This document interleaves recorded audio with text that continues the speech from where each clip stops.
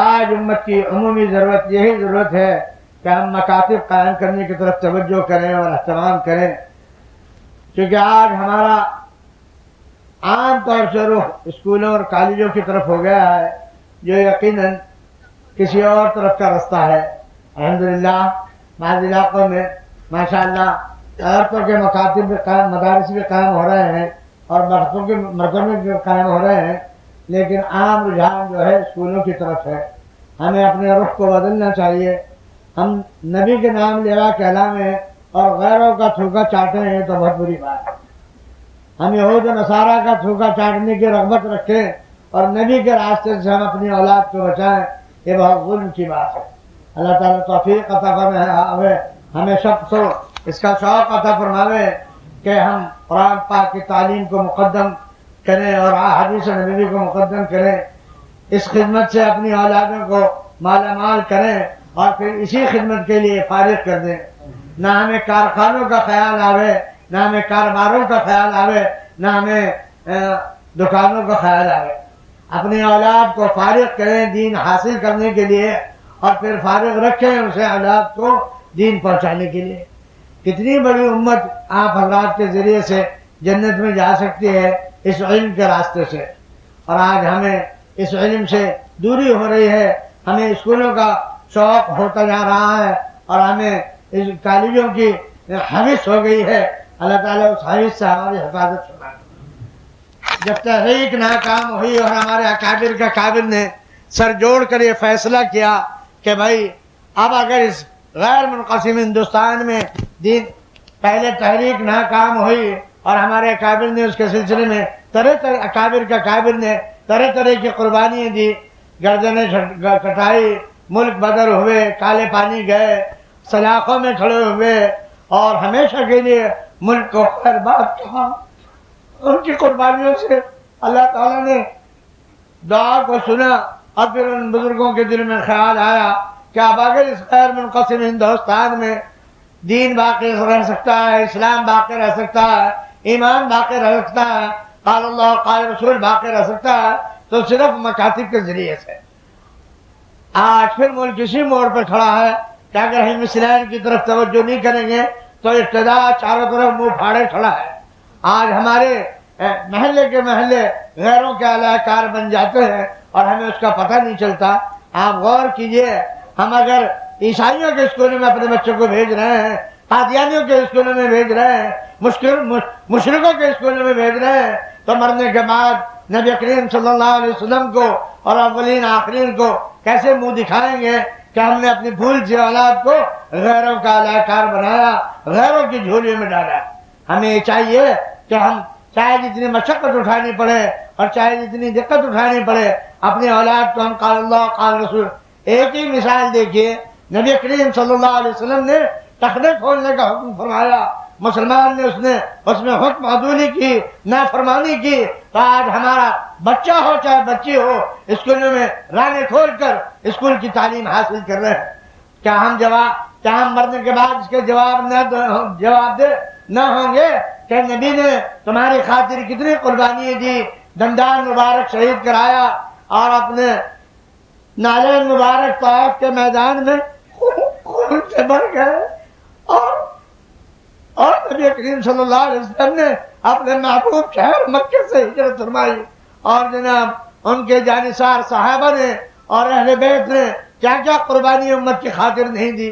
اور آج ہماری امت، آج ان کی امت رخ کیے ہوئے اسکولوں کی طرف، کالجوں کی طرف، یونیورسٹیوں کی طرف۔ صبح کا رستہ بھولا ہوا اگر شام کو گھر آ جاوے تو اسے بھولا ہوا نہیں کہتے۔ آپ حضرات اس کی طرف توجہ کریں۔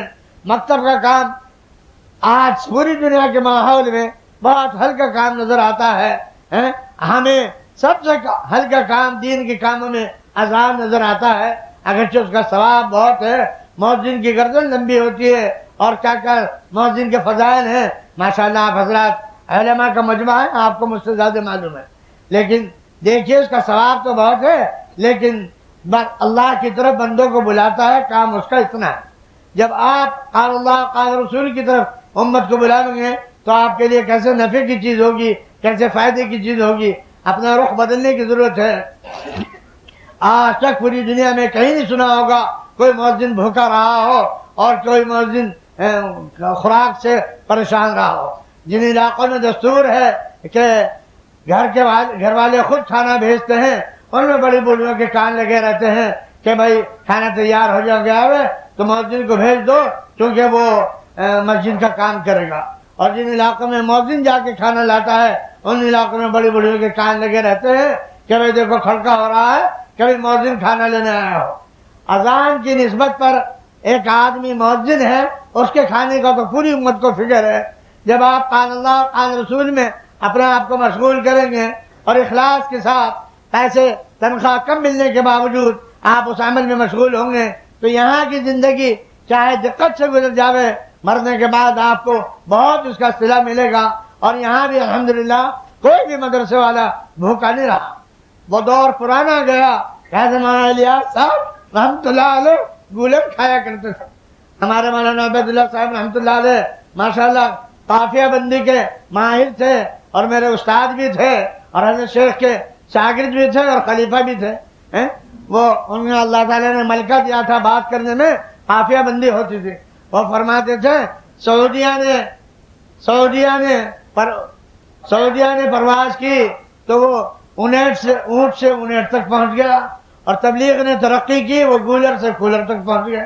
یہ تو ایک تفریحی جملہ بیچ میں آ گیا، لیکن ہم اپنی یہاں کی ضرورتوں کو آگے پیچھے بڑھ کے اپنی راحتوں کو قربان کر کے ہم قرآن حدیث پہ محنت کریں گے اور قرآن حدیث کے مکاتب جگہ جگہ قائم کریں گے تو انشاءاللہ یہاں کی زندگی بھی بہار گلگی سے گزرے گی اور وہاں بھی انشاءاللہ سرخ روئی سے اولین آخرین سے خاص طور سے نبی کریم صلی اللہ علیہ وسلم سے ملاقات ہوگی.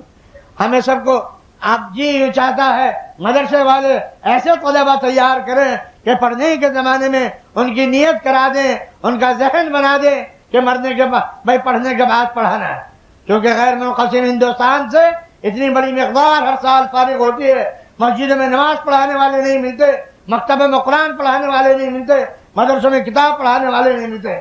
کیونکہ اس علم سے جو 10-12 سال 15 سال میں حاصل کیا اس سے منہ موڑ کر اور کاموں میں لگ جاتے ہیں، صحیح صنعت حرفت میں لگ جاتے ہیں، کہیں اسکولوں کالجوں کی طرف متوجہ ہو جاتے ہیں.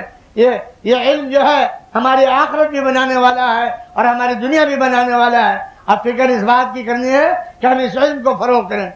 غیروں کا تھوکا چاٹا تو غیروں نے ہمیں تنگ کیا، پریشان کیا، ہم پر پابندی لگائی. لیکن اگر ہم اخلاص کے ساتھ دین کی طرف متوجہ ہوں تو انشاءاللہ یہاں بھی سہولت کے دروازے کھلیں گے اور وہاں بھی انشاءاللہ بحالگی ہوگی اور اولین آخرین آپ سے خوش ہوں گے.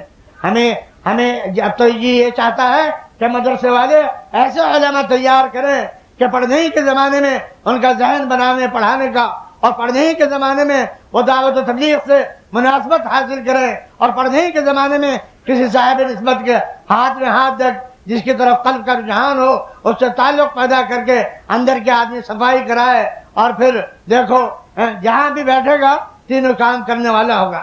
یہ جو آج شیطان نے ہمارے میں ایک بات یہ پھیلا دی کہ بھئی یہ تبلیغ والے ہیں، یہ مدرسے والے ہیں، یہ خانقاہ والے ہیں. یاد رکھنا چاہیے علماء کو، اس بات کو عوام کو بتانا چاہیے کہ مسجد نبوی میں یہ تینوں کام ایک جگہ ہو رہے ہیں.